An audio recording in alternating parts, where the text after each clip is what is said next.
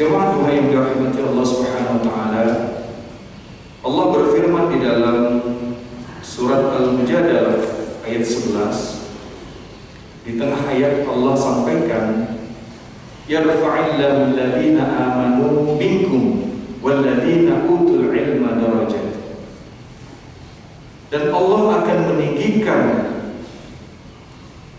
derajat beberapa orang di antara kamu yang beriman dan orang-orang yang diberi ilmu pengetahuan.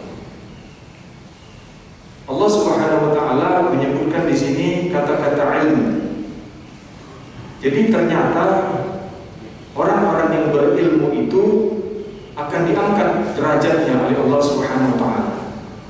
Baik di dunia apalagi nanti di alam akhirat. Rasulullah juga menyampaikan pesannya di dalam sabdanya, man arada dunya fa'alaihi bil ilmi. Barang siapa yang hendak bahagia hidupnya, tuntutlah ilmunya. Wa man arada al akhirah fa'alaihi bil ilmi. Dan barang siapa yang hendak bahagia hidupnya di akhirat sana, tuntutlah ilmunya. Wa man aradahuma. Kalau kita ingin bahagia dua-duanya, dunia wal akhirat, fa'alaihi bil ilmi. Tuntutlah ilmunya. Hadirin jamaah Tuhan yang dirahmati Allah Subhanahu wa taala.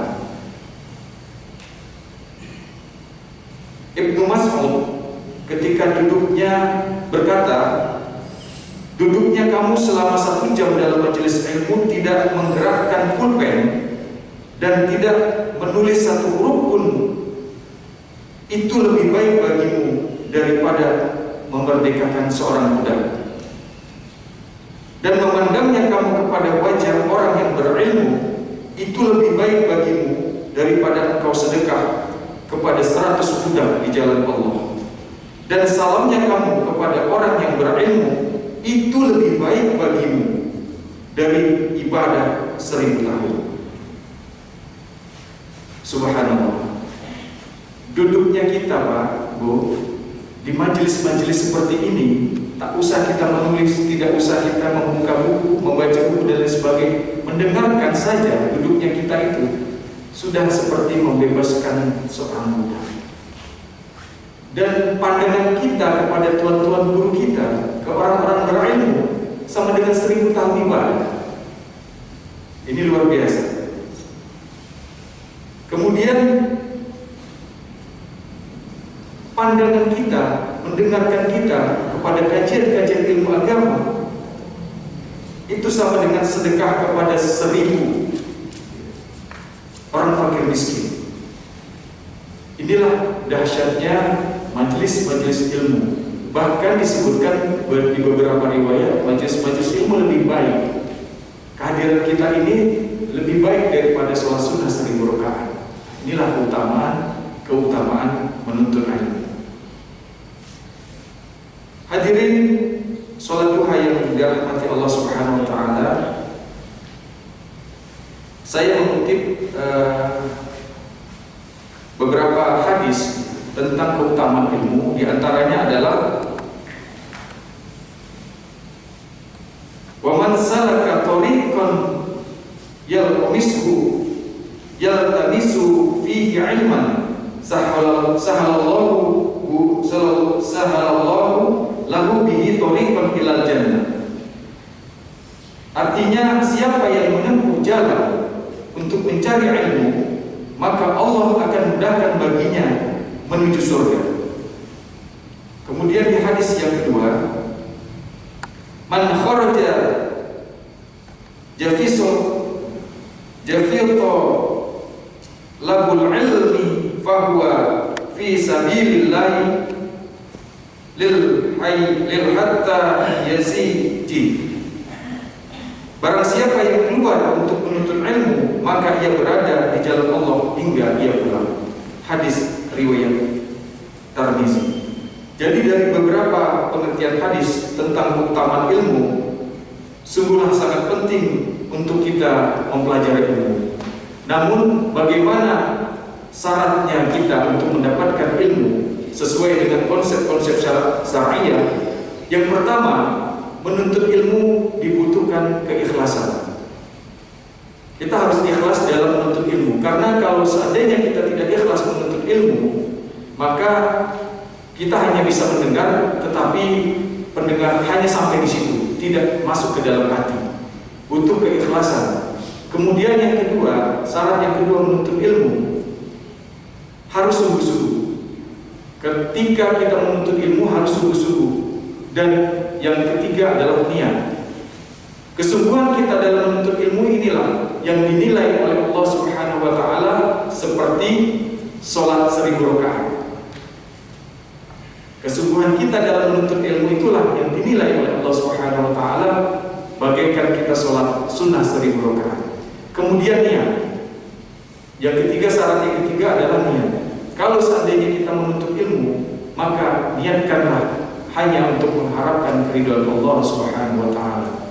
Tidak, bukan karena makhluk yang lain, bukan karena ingin dipuji, bukan karena yang lain-lain. Maka benar-benarlah kita niatkan kepada Allah Subhanahu wa taala.